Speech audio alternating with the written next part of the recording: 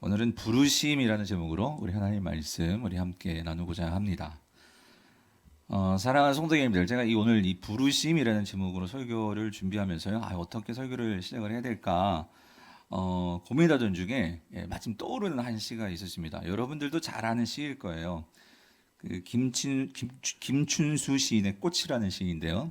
제가 한 앞부분만 한번 읽어보겠습니다. 내가 그의 이름을 불러주기 전에는 그는 다만 하나의 몸짓에 지나지 않았다. 내가 그의 이름을 불러주었을 때 그는 나에게로 와서 꽃이 되었다. 내가 그의 이름을 불러준 것처럼 나의 이 빛깔과 향기에 알맞은 누가 나의 이름을 붙여다오. 그에게로 가서 나도 그의 꽃이 되고 싶다. 여러분 다 들어보셨죠? 다 잘 아시는 시일 거예요. 이 시에서 시인은 그러니까 누군가에게 그 이름을 불러주었을 때 단지 몸짓에 불과했던 그런 존재가 자신에게는 꽃이 되었다라고 시인은 노래를 합니다.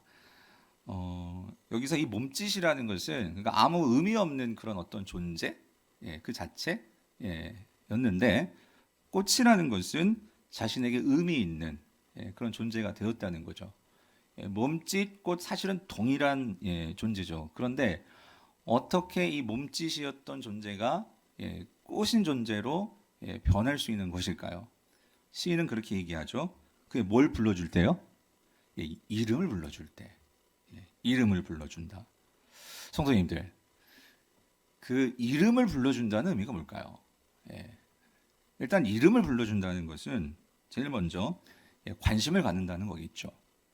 그리고 관심을 갖는다는 것은 결국 그 사람과 관계를 맺기를 원하는 것입니다. 성도님들, 누군가에게 우리가 관심이 있으면 그래서 제일 먼저 뭘 물어요? 뭘 묻죠? 이름을 묻잖아요. 그래서 누군가 나의 이름을 알고 그리고 내 이름을 계속 불러주고 또 내 이름을 그리워해주고 또 내 이름을 생각해 주는 사람이 있다면 나는 그 사람과 관계를 깊게 맺을 수 있을 것입니다. 제가 이렇게 이름을 생각하면서 이름을 불러주는 이 일을 생각하면서 예전에 이렇게 저에게 있었던 한 에피소드가 생각이 났어요. 제가 미국에 그 공부하러 갔었을 때요. 제가 처음 한 학기는 그러니까 저 혼자 갔었거든요. 그래서 참 그때 참 많이 외로웠어요. 많이 외롭고 쓸쓸하고. 그러니까 학교에 가도 저를 아는 사람 아무도 없죠. 또 관심을 가져준 사람도 없고. 또 그때 교회를 LA에 있는 가장 큰 교회였어요. 남가주 사랑의 교회라고 그 교회를 나갔었는데 정말 컸어요. 그러니까 사람들이 많은데 근데 뭐 제가 사랑의 교회에서 부목사 하다 온 사람인지 누가 알겠어요. 그러니까 교회를 가도 아무도 관심 가져주지 않고 정말 그때는 진짜 쓸쓸함의 극치를 경험해 본 그때였는 것 같은데, 한 번은 제가 도서관에서 이 공부를 하고 있었어요. 근데 한 낯선 한국 분이 저에게 다가와서는 그러는 거예요. 저 혹시 박유한 목사님 아니세요? 그러는 거예요. 제가 깜짝 놀랐죠. 제가 모르는 분이었거든요. 근데 아니 어떻게 저를 알고 내 이름을 불러주나? 그래서 예 맞아요. 근데 어떻게 저를 아시죠? 했더니 그분이 그러는 거예요. 자신은 그 강호경 목사인데 호주에서 3년 전에 이 학교에 공부하러 와서 지금 박사과정 밟고 있다는 거예요. 근데 자기가 호주에서 있을 때 청소년 사역을 하고 있었는데 그때 사랑의 교회 홈페이지에 들어와서 그 중등부에서 그러니까 제가 설교하는 거를 그렇게 보고 은혜를 받았다는 거예요. 그래가지고 여기서 그 정말 긴가니가 했는데 저를 보니까 너무 반갑더라는 거예요. 근데 여러분 제가 더 반가웠어요. 왜 그러면 아무도 나를 모르고 아무도 나를 뭐 내가 목사인지 내가 뭐 하던 사람인지 관심도 없고 그게 당연하죠. 그런데 너무 신기하지 않아요? 아니 그것도 우리 정반대편 이 호주 남반구에서 그것도 저를 알고 있는 사람이 있다는 것 자체도 신기했지만, 그런데 또 여러분 박사과정에 있는 사람들 정말 바쁘거든요. 그런데 그냥 지나칠 수도 있잖아요. 근데 관심을 갖고 찾아와서 내 이름을 불러준다는 것, 이게 너무나 감격이고 너무나 기쁘더라고요. 그래서 저는 사실 몸짓에 불과한 존재였는데 정말 그때 꽃이 된다는 게 이런 거구나 하는 것을 경험했던 적이 있는데, 그때 이후로 그 목사님하고 지금까지도 같이 연락하면서 좋은 관계를 맺고 지내고 있습니다. 사랑하는 성도님들, 이렇게 사람이 내 이름을 불러준다는 거예요. 그것은 정말 우리를 때로는 이렇게 흥분하게 만들기도 하고 감격하게 만들기도 하는 그런 사건이 될 수 있다라는 거예요. 근데 여러분, 사람이 기억하고 불러줘도 그런데 이 천지 만물을 지으신 하나님께서 직접 나에게 찾아오셔서 내 이름을 불러주신다는 거, 여러분, 이건 어떤 느낌일까요? 이건 어떤 일일까요? 사실 성경에는 이러한 하나님의 이름을 불림당한 자들의 이야기가 가득 차 있습니다. 많지만 제가 하나하나만 뽑아왔는데, 구약에서요, 아브라함을 보세요. 여러분, 아브라함이요, 그는 그 우상을 만들던 집에서 태어난 자였죠. 아마 그는 평생을, 그러니까 우상 만들다가, 헛된 그 우상 만들다가 끝낼 인생 될 뻔한 사람이 아브라함이었어요. 근데 하나님께서 어떻게 하셨죠? 찾아오셨죠. 찾아오셔서 그의 이름을 불러주셨습니다. 그랬을 때 그는 자신의 친척 본토 아비집을 떠나서 자신의 이름을 불러주신 그 하나님을 따라서 새로운 삶의 여정을 시작을 했죠. 그로부터 그는 몸짓에 불과했던 그 존재가 꽃이 되는 인생으로 바뀌게 되었다는 거예요. 신약은 어때요? 여러분, 신약의 삭개오 아시죠? 여러분, 삭개오는 평생을 돈돈하면서 돈 따라갔던 사람이었어요. 그런데 아무도 그의 이름에 관심도 없고 불러주지도 않았는데 예수님께서 그의 이름을 불러주셨죠. 삭개오야, 빨리 내려와라. 내가 너의 집에 거하여있다. 이 말씀을 들었을 때 삭개오는 어땠어요? 인생의 완전히 바뀌었죠. 자신의 돈을 자기 자신만을 위해서 쌓아놓으면서 사는 인생이 아니라 그것을 가지고 나누고 하나님 나라의 꿈에 참여하는 그 인생으로 바뀌게 되었다는 거예요. 성도님들, 여러분, 우리 모두가 다 이름을 가지고 있습니다. 그런데 여러분, 정말 중요한 게 있어요. 우리는 이름이 있는데 정말 중요한 것은 그 이름을 누가 불러주느냐가 중요하다는 거예요. 세상 사람들도 우리의 이름을 불러줍니다. 또 우리가 세상에서 내 이름이 그렇게 불려지기를 우리는 원해요. 그런데 여러분, 기억하세요. 세상이 우리의 이름을 불러줄 수 있지만 세상이 우리를 불러줄 때에는 거기서는 참된 나를 발견할 수가 없다는 거예요.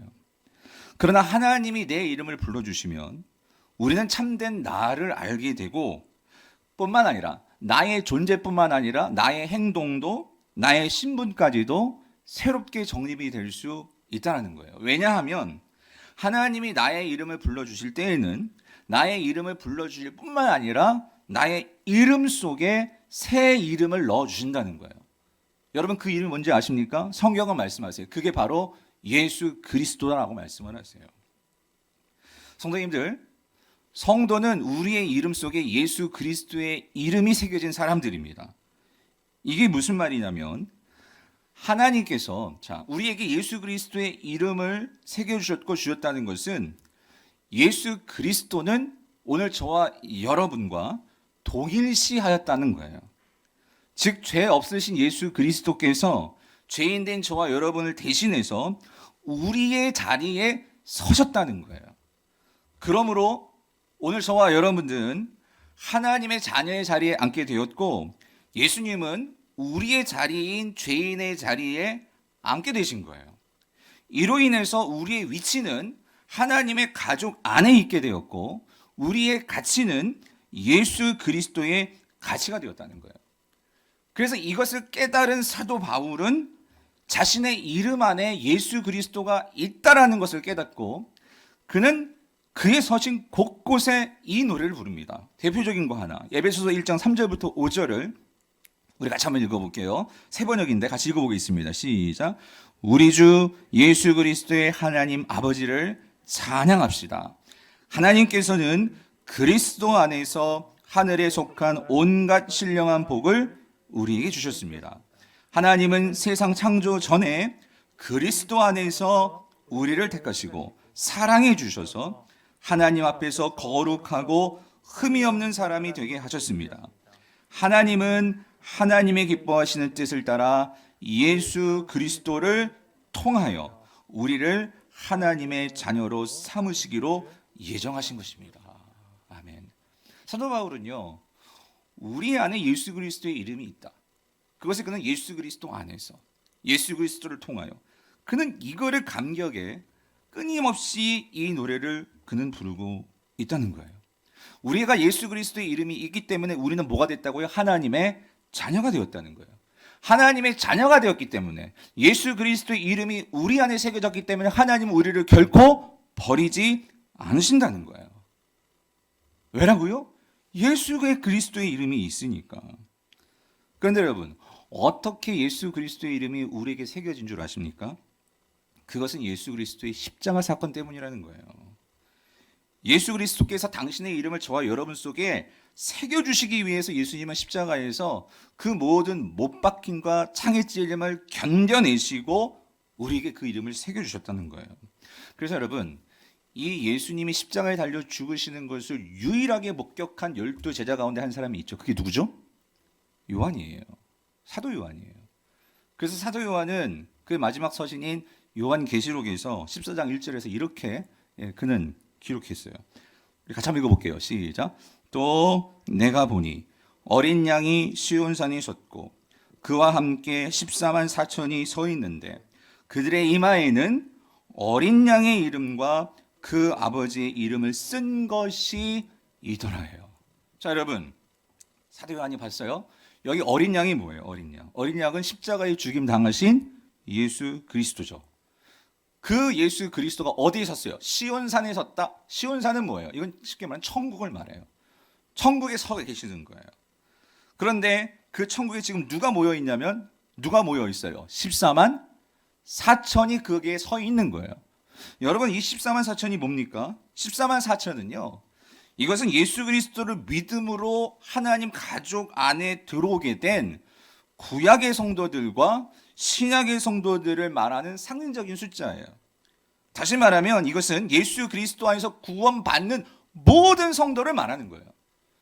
여러분 기억하세요. 14만 4천 신천지의 그 숫자가 아니란 말이죠. 구원받는 모든 성도들의 그 숫자. 그런데 여러분, 이 14만 4천에게 뭐가 새겨져 있다고요? 사도 요한 말합니다. 뭐요? 어린 양의 이름과 그 아버지의 이름이 쓰여져 있다. 무슨 말이죠? 예수 그리스도의 이름이 예수 그리스도를 믿는 저와 여러분 안에 새겨져 있다는 거예요. 그러므로 성도님들, 오늘 저와 여러분 안에 이 예수 그리스도의 이름이 새겨져 있다. 우리가 이것을 정말로 기억하고 이것에 감격하게 된다면 우리가 어떤 삶을 살게 될까요? 여러분, 제가 그림 하나 보여드릴 거예요. 그림. 여러분, 그림 한번 보여주세요. 여러분, 이 그림이 한 얼마짜리 그림 같아 보이세요? 형님들, 한번 가격을 매겨보세요. 얼마일 것 같아요, 여러분? 저같이 이 문외한 사람, 전 맨 처음에 이 그림 보고요, 이게 무슨 유치원생이, 예? 근데 뭐죠 이게? 강아지죠, 강아지. 예. 여러분 놀라지 마세요. 이 그림 가격이 무려 900억입니다. 900억이에요. 근데 이게 왜 900억인 줄 아세요? 여기 밑에 조그만 그 이름 때문에 그래요. 이름 때문에. 그 이름이 뭔 줄 아세요? 피카소예요. 네. 요 이름 피카소. 이것 때문에 900억에, 이 경매에서 900억에 팔린 그림이에요, 여러분. 성도님들, 우리가 보기에는 저 그림 나도 그릴 수 있을 것 같아. 예. 그렇게 생각하시는 분도 있을지 모르겠지만, 여러분, 이 그림을 그리기까지 피카소는 엄청난 노력과 엄청난 시간과 엄청난 에너지를 쏟은 거죠. 그러면서 그는 한 필로 이렇게 스케치한 거예요. 그런데 중요한 것은 무슨 이름이요? 피카소라는 이름. 이 이름이 새겨지는 순간 여러분, 이 그림은 가격을 매길 수 없을 그 정도의 가치가 새겨졌다는 거예요. 성도님들, 남들이 보기에는요 정말 보잘것없고 내가 생각하기에 나는 아무런 능력도 없어요. 자랑할 거 하나도 없고. 그런데 여러분, 내 안에 예수 그리스도의 이름이 새겨져 있다면 여러분, 나의 가치는 얼마나 될까요? 성도님들, 우리는 이 사실을 잊고 살아간다는 거예요. 이 세상을 살아가면서 우리는 단지 내가 부족하고 내가 없고 내가 힘들다고 우리는 내가 가치가 얼마인지, 이 예수 그리스도의 이름이 내게 새겨져 있다는 이 사실을 우리가 잃어버린 순간 우리는 그 존재의 의미를 잊어버리고, 우리는 꽃인데, 그런데 우리는 하나의 몸짓처럼 그렇게 나를 생각하고 우리는 그렇게 살아간다는 거예요. 성도님들, 세상이 왜 그러냐면 우리를 그렇게 가치를 매겨요. 세상은요, 우리의 이름을 부를 때 우리가 행한 어떤 성과, 우리가 행한 어떤 결과, 우리가 가지고 있는 어떤 업적, 그런 것을 가지고 우리의 이름을 불러주려고 해요. 그러나 여러분, 하나님은요 그렇게 우리를 부르지 않으세요.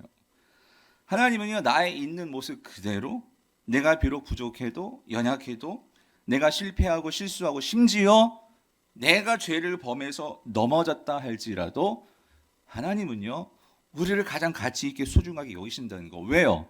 성도의 이름 안에는 무슨 이름이 새겨져 있어요? 예수 그리스도의 이름이 새겨져 있기 때문에. 그 예수 그리스도의 이름으로 하나님은 우리를 끝까지 사랑하시고 용서하실 수 있다는 거예요. 그러므로 우리가 이 사실을 정말로 깨달으면은요, 여러분, 우리는 그때부터는 더 이상 죄에 빠져서 사단의 노예로 살아가지 않게 된다는 거예요. 왜냐하면 내게 이러한 가치 있는 예수 그리스도의 이름이 있는데, 내가 누구인지를 분명히 아는데, 나의 가치가 얼마나 고귀한 가치인지를 아는데 우리가 어떻게 예전과 같이 그 똑같은 삶을 살 수 있겠냐는 거예요. 그래서 사도 바울은 이거를 깨닫고 우리의 정체를 뭐라고 규정하냐면 로마서 1장 6절이에요. 우리 같이 한번 읽어볼게요. 시작. 너희도 그들 중에서 예수 그리스도의 것으로 부르심을 받은 자니라. 여러분, 성도의 정체가 뭐예요? 성도의 정체는 예수 그리스도의 것으로 부르심을 받은 자라는 거예요.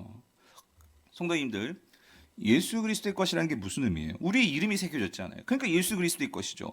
그러므로 예수 그리스도는 우리에게 그 이름이 새겨진 우리에게 관심을 가지신다는 거예요. 그리고 우리에게 그 이름이 새겨졌기 때문에 자기의 목숨보다도 우리를 사랑하시고 우리와 함께 하시고 우리와 관계하신다는 거예요. 우리는 하나의 몸짓에 불과할지 모르겠지만 우리를 꽃으로 주님은 대해 주신다는 거예요. 그런데 성도님들, 우리는 얼마나 이런 예수님을 사랑했나요? 우리는 얼마나 이런 예수님을 이 세상 그 무엇보다도 가장 소중한 분으로 우리가 대우했나요? 내게 좀 더 큰 차가 없어서, 좀 더 넓은 집이 없어서, 좀 더 많은 보수를 받는 직장이 아니라서, 큰 성과를 못 내서 우리는 불안해하고 그것 때문에 초조해하고 속상해하고 더 나아지지 않는 것 때문에 염려하고 그렇게는 살았지만, 내가 주님을 정말 더 사랑하지 못해서, 내가 더 주님을 더 알려고 하지 않아서, 이런 나의 모습에 대해서 내가 심각하게 생각하고 이것을 염려해 본 적은 언제였나요? 그래서 사도 베드로는 오늘 본문에서요, 이와 관련해서 오늘 우리에게 이것을 기억해야 한다라고 말을 해요. 그게 뭐냐면 오늘 본문 10절이에요, 여러분. 우리 10절을 같이 한번 읽어볼게요. 시작. 너희가 전에는 백성이 아니더니 이제는 하나님의 백성이요, 전에는 긍휼을 얻지 못하였더니 이제는 긍휼을 얻은 자니라. 성도님들, 우리가 이전에는 하나님의 긍휼을 기대할 수도 없었대요. 우리가 하나님의 긍휼을 받을 수도 없었대요. 그런데 이제는 우리가 하나님의 뭘 받아요? 긍휼을 얻은 자가 되었다고요. 무엇 때문에요? 예수 그리스도의 이름이 새겨졌기 때문에. 그 예수 그리스도의 이름이 새겨진 우리를 주님이 부르시기 때문에. 그러므로 우리는 이 새 이름을 소중히 여기고, 여러분, 이 이름의 자부심과 긍지를 가져야 될 줄 믿습니다. 내 안에 새겨진 예수 그리스도의 이름의 이 가치와 소중함을 아는 성도들은요, 분명한 것은 우리의 삶에서 만나는 불안과 염려에 대해서 그것을 이겨낼 수가 있다라는 거예요. 사랑하는 성도님들, 요즘 모두가 다 이 코로나19로 부모들뿐만 아니라 자녀들도 힘들어해요. 왜냐하면 제일 우리에게 힘들게 하는 것은 뭐냐면 이게 언제 끝날지 모르는 거예요.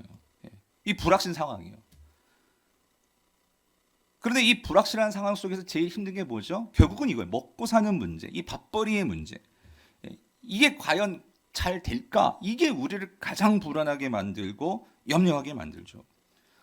거기다가 우리 매일매일 삶 속에서 다 여러분 느끼시잖아요. 하루에 몇 번씩 이제는요, 원치도 않는데 그 안전 문자가 그냥 끊임없이 들어와요. 누구 확진자 발생됐다고. 뉴스도 끊임없이 확진자 몇 명이고 죽은 사람이 몇 명이고 계속해서 우리에게 뭐예요? 불안과 염려를 계속해서 우리에게 가져다 주고 거기서 헤어나지 못하는 게 결국 이 세상이잖아요. 그러면서 불안과 염려는 반드시 불안과 염려는 우리 안에서 이거를 눈덩이처럼 키워요. 그게 뭐냐면 두려움이라는 거예요. 두려움. 그래서 여러분 분명히 예수님은요, 이런 인류, 이런 우리를 아시기 때문에 마태복음 6장 27절 이하에서 이 두려움과 염려의 문제를 주님께서 말씀하셨어요. 뭐라고 말씀하시냐면 27절 보세요. 너희 중에 누가 뭐함으로? 염려함으로 그 키를 한 자라도 더할 수 있겠느냐. 31절. 그러므로 염려하여 이르기를 무엇을 먹을까? 무엇을 마실까? 무엇을 입을까? 하지 말라. 여러분 이게 지금 우리가 걱정하는 거잖아요. 예? 이 먹고 사는 문제, 밥벌이 문제. 32절. 이는 다 이방인들이 구하는 것이라. 너희 하늘 아버지께서 이 모든 것이 너희에게 있어야 할 줄을 어떤데요? 아신대요. 그러면 33절. 그런즉 너희는 먼저 그의 나라와 그의 의를 구하라. 그리하면 이 모든 것을 너희에게 더하시리라고 주님께서 말씀을 하셨어요. 사랑하는 성도님들, 예수님은 우리에게 이 밥벌이 문제를 언급을 하셨어요. 무엇을 먹을까? 무엇을 마실까? 무엇을 입을까? 여러분 이게 우리가 가장 지금 염려하는 거잖아요. 예, 장사가 반토막 났고 과연 우리의 일자리가 계속되어질까? 아니 이미 일자리 잃으신 분들도 있고 여러분 우리가 참 불안한 거죠. 여러분 이 대목에서 무엇을 먹을까 마실까 입을까 이 대목에서 그 김훈 작가가 밥이라는 수필을 썼어요. 예, 제가 이 수필을 읽어봤는데 이렇게 얘기를 해요. 밥의 문제. 제가 그대로 적어봤어요. 전기의 밥솥 속에서 밥이 익어가는 평화롭고 비린 향기에 나는 한평생 목이 베었다. 이 비애가 가족들을 한 울타리 안으로 불러 모으고 사람들을 거리로 내몰아 밥을 벌게 한다. 밥에는 대책이 없다. 죽는 날까지 때가 되면 반드시 먹어야 한다. 이것이 밥이다. 이것이 진절이 나는 밥이라는 것이다. 예수님이 인간의 밥벌이에 대해서 말씀하시기를 하늘을 나는 새를 보라. 씨 뿌리지 않고 거두지도 않거늘 하늘에 계신 아버지께서 먹이시느니라 라고 하셨다지만 나는 이 말을 믿지 못한다. 하나님이 새는 맨입에 먹여주실지 몰라도 인간을 맨입에 먹여주시지는 않는다. 친구들아, 밥벌이에는 아무 대책이 없다. 여러분 어떠세요? 물론 공감이 되는 부분도 있겠지만 세상 사람들이라면 공감할지 모르겠지만 성도들이 여기 아멘 하시면 안 되겠죠? 예? 저는 이 수필을 보면서 참으로 글을 잘 쓰시는 이 김은 선생님이 좀 안타까웠어요.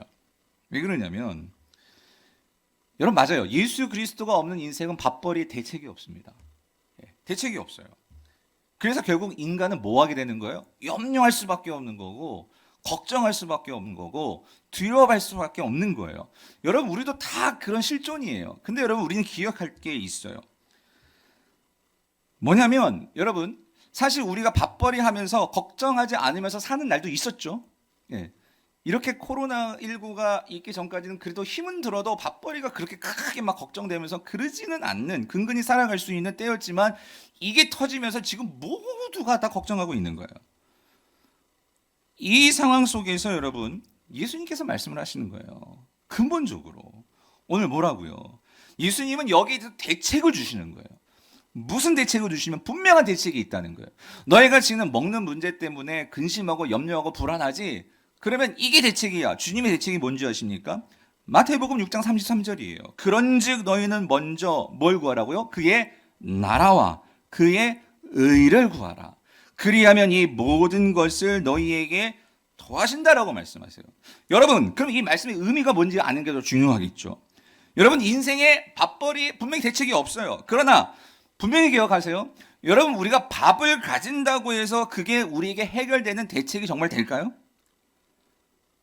여러분, 이 문제는 끊임없이 우리가 살아가면서 죽을 때까지 우리가 가질 수밖에 없는 문제예요. 이거는 밥벌이가 해결된다고 이게 근본적으로 해결된 문제가 아니란 말이죠. 그러면 주님이 말씀하시는 건 더 근원적인 거예요. 우리가 이 모든 것들을 극복할 수 있는 그것이 무엇이냐? 여러분, 코로나19가 이번만 하고 안 오겠어요? 우리는 이걸 통해서 성도는요, 그냥 이것만 지나가면 돼, 그거를 바라서는 안 되고요. 이 기회를 통해서 우리는 하나님이 말씀하신 이 말씀들이 우리의 삶에서 얼마나 적실하고 이것이 근본적으로 우리를 구원할 수 있는 생명의 말씀인 것을 우리는 분명히 기억해야 된다는 거예요. 주님께서 너희는 먼저 그의 나라와 그의 의를 구하라. 그리하면 이 모든 것을 너에게 더하신다는 이 말씀은 뭐냐면요, 우리의 이런 모든 염려와 두려움을 극복할 수 있는 것은 단 한 가지라는 거예요. 그게 뭘까요? 여러분, 하나님의 나라와 그의 의는 뭘까요? 여러분, 그것은 하나로 딱 정리할 수 있어요. 그것은 하나님의 사랑이라는 거예요. 천국은 하나님의 사랑이 지배하는 나라예요. 하나님의 의는 따지는 의가 아니라 사랑이에요. 그 하나님의 사랑만이 우리의 모든 근원적인 두려움을 이길 수가 있다라는 거예요. 우리가요, 왜 두려워합니까? 우리는 지위를 잃어버릴까봐, 우리는 밥벌이를 하지 못할까봐, 우리가 정말로 가진 것들을 다 잃게 될까봐. 여러분, 그게 두려운 거예요. 그래서 인간이 끊임없이 뭐 하려고 해요? 쌓아놓으려고 해요. 왜 사재기를 하는 거예요? 두려우니까. 그래서 인간은 끊임없이 집착하고 쌓아놓으려고 하고 그러는 거예요. 그러나 여러분, 하나님의 사랑을 알면 알수록 인간이 어떻게 되는 줄 알아요? 내 것들을 내려놓게 된다는 거예요. 그 하나님이 내 안에 들어와서 그 큰 사랑이 내 속에 들어오게 되면 인간은요, 하지 말라고 해도 그 세상의 것들이 버거워져요. 그것들을 내어놓을 수 있고 그것들을 나눌 수 있고 우리가 함께 그것들을 가지고 살 수 있는 세상이 하나님의 나라예요. 그러므로 하나님은요, 그 하나님의 사랑, 변치 않는 사랑, 영원한 사랑, 그 사랑을 우리가 깨닫기를 간절히 바라시는 거예요. 그래서 우리에게 그 사랑으로 보여주신 분이 누구세요? 예수 그리스도시죠. 그래서 그 예수 그리스도가 말씀하시는 거예요. 너희들이 밥벌이가 염려가 되고 마음이 불안할 때, 너희들이 정말로 구해야 될 것은 너희들 마음속에 그거를 염려하면서 두려움으로 채울 것이 아니라 뭐로 채우라고요? 하나님의 사랑이요. 하나님의 사랑을 구하라고요. 그 하나님의 사랑에 눈 뜨도록 하나님께 구하라고요. 그러면 이 모든 것을 너에게 더하시리라. 여러분, 이게 무슨 말이에요? 우리는 그러면 막 없던 밥이 생기고 없던 막 차가 생기고 우리는 그걸 바라죠. 이 모든 것을 더하시리라. 아니요. 우리의 모든 것들이 새롭게 보이게 된다는 거예요. 하나님의 사랑이 충만케 되면 이 세상이 이전과는 다르게 세상이 보이게 된다는 거예요. 신앙은 이거를 추구하는 거예요. 신앙은 예수 믿어서 밥벌이가 해결돼가지고, 여러분 밥벌이가 해결돼야 돼요. 그런데 그것보다도 더 중요한 것은 하나님의 세상으로 이 세상이 보일 수 있게 돼야 한다는 거예요. 여러분, 그 찰리 채플린 아시죠? 찰리 채플린. 예, 이 유명한 코미디언. 그 말이, 그분이 한 정말 명언이 있어요. 그분이 뭐라고 말했냐면 이렇게 말했어요. 인생이 가까이에서 보면 비극이지만 멀리서 보면 희극이다라고 말했어요. 아, 정말 명언이죠. 그러니까 무슨 말이냐면 우리가요, 가까이에서 요거만 보면 문제가 없는 것 같아요. 그러니까 불안해지는 거예요. 근데 우리가 잠시 멀리 떨어져서, 그렇게 보면 안 보이던 것이 보일 수 있고요. 그러면 거기에서 어떤 길이 보일 수도 있다는 거예요. 여러분, 사실은 예수님이 이런 관점인 거예요. 너희는 먼저 그의 나라와 그의 의를 구하라. 이 말은요, 우리가 정말로 큰 것을 볼 수 있어야 한다는 거예요. 그것을 가지고 내 안에 그것이 채워지게 되면은요, 즉 먼저 그의 나라와 그의 의가 가장 큰 거잖아요. 하나님의 사랑이 이 세상에서 가장 큰 거잖아요. 그 사랑을 가진 자, 그 사랑을 깨달은 자, 그 사랑을 볼 수 있는 자들은 세상이 달라 보이게 될 거야. 너희가 이걸 볼 수 있어야 돼. 예수님은 지금 이거를 말씀하시는 거예요. 그래서 여러분, 베드로가요, 얼마나 속 좁은 사람이었습니까? 그러니까 예수님한테도, 예수님 십자가 진다니까 주님 그러시면 안 돼요 하면서 막 예수님 막, 예수님께 화를 내고 막 그랬던 베드로가요, 정말 이 예수님의 하나님의 사랑, 예수님의 사랑, 그 사랑을 깨닫게 되니까 세상이 달라 보이게 되었죠. 예수 그리스도의 이름이 내 안에 새겨져 내가 하나님의 사랑을 받은 자인 것을 분명히 깨닫게 되었죠. 내가 새롭게 하나님의 부름을 받은 성도라는 이 사실을 깨닫게 되는 순간 그가 어떻게 되었어요? 이 세상이 다르게 보이게 되는 거죠. 그래서 지금 이 베드로전서를 쓴 거예요. 왜요? 지금 이 베드로전서를 쓰는 당시의 상황은요, 성도들이 로마 제국에 이 육체적인 핍박이 이제 시작되는 바로 그때였어요. 그 당시 다양한 신들을 숭배하는 사회 속에서 신들을 숭배하지 않고서는 경제 생활이 되지 않는, 그래서 예수님 믿는 사람은 어쩔 수 없이 가난에 처할 수밖에 없는 거예요. 그런 상황에 처해 있는 성도들에게 지금 쓰는 편지예요. 그래서 여러분 베드로 전서를 보면은요, 이 편지를 보면 이 안에 이 편지를 읽는 독자가 누구든지 우리가 알 수 있어요. 누구인지, 어떤 사람인지. 그들은 부자들이 아니었어요. 지극히 가난하고 사회적으로 미미한 약자들, 노예들, 믿지 않는 남편을 둔 여자들, 억울한 고난을 당하고 있는 그 많은 성도들, 그들이 지금 이 베드로 전서를 읽고 있는 독자들이었어요. 이들은 누가 봐도 사회에서 보면 이는 루저들이에요. 루저들. 요즘 말로 말하면 우리 젊은 아싸, 뭐냐면 아웃사이더, 인정받지 못하고 사회에서 변두리에 흩어져 있는, 그렇게 살 수밖에 없는, 숨어서 살 수밖에 없는 그런 자들이에요. 그런데 여러분, 이런 자들에게 사도 베드로가 뭐라고 말하는 줄 아세요, 여러분? 하나님께서 그들을 어떻게 보는 줄 아느냐? 사도 베드로가 그렇게 그 하나님의 관점을 말해주는데, 여러분 베드로전서 2장 9절이에요. 우리 같이 한번 읽어볼게요. 시작. 그러나 너희는 택하신 족속이요, 왕같은 제사장들이요, 거룩한 나라요, 그의 소유가 된 백성이니 이는 너희를 어두운 데서 불러내어 그의 기이한 빛에 들어가게 하신 이의 아름다운 덕을 선포하게 하려 하심이라요. 할렐루야. 여러분, 여기에 나오는 이 택하신 족속, 왕같은 제사장, 거룩한 나라, 그의 소유가 된 백성, 시간 관계상 이걸 다 말씀드리고 싶지만 지금은 그럴 수 없고요. 이게 무슨 말이죠? 하나님은요, 너희들을 결코 세상에서 잃어버린 자들이요, 진 자들이요, 소외된 자들이요, 약한 자들이요, 그렇게 보면서 루저로 그렇게 하나님 보지 않으신다는 거예요. 하나님은요, 세상 사람들은 너희들이 가장 소외됐고 위축된 자들이고 사회에서는 그 희생양으로 가장 쉽게 손가락질 당할 수 있고 가장 쉽게 그렇게 취급당할 수 있는 너희들이지만, 너희들 안에는 하나님의 이름이 새겨진 자들이야. 하나님은 그걸 갖고 너희들을 지금 보고 계셔. 그리고 하나님은 그런 너희들을 통해서 일하시기를 원하셔. 아름다운 덕을 선포하기를 원하셔. 베드로는 지금 그걸 말하고 있는 거예요. 사랑하는 성도님들, 왜 이렇다고요? 우리에게는 예수 그리스도 이름이 새겨졌기 때문에요. 하나님의 가장 고귀한 사랑이라 할 수 있는 그 예수 그리스도 이름이 새겨진 자들인데 어떻게 그들을 천대하고 멸시하고 그들을 버릴 수가 있겠냐고요. 그래서 하나님은요, 너희들을 기대하고 있다는 거예요. 너희들을 통해서 그 예수 그리스도의 이름이, 아름다운 덕이 나타나기를 하나님은 꿈꾸고 계신다는 거예요. 여러분, 중요한 건 이제부터예요. 오늘 저와 여러분들도 동일하게 하나님께서 우리에게 말씀하세요. 이 사실을 깨닫고 여기에 감격해 하는 순간 우리의 진짜 신앙이 시작이 되는 거예요. 초대교회 성도들은 별 볼 일 없는 자들이었어요. 이들은 진짜 힘없는 자들이었어요. 그런데 여러분, 이 사실 알죠? 역사가 증명하는 사실.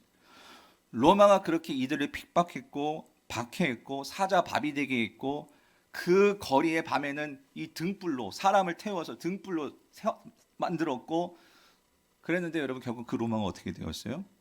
이 성도들을 이겼습니까? 이겨내지 못했다는 거예요. 이들이 보여준 예수 그리스도의 이름, 그 사랑과 희생과 섬김의 삶 앞에 로마는 결국 무너지게 되었죠. 예수 그리스도의 십자가 앞에 무너지게 되었죠. 굴복하게 되었죠. 사랑하는 성도님들, 이게 능력이에요. 이게 복음의 능력이고 이게 하나님의 부르심의 역사라는 거예요.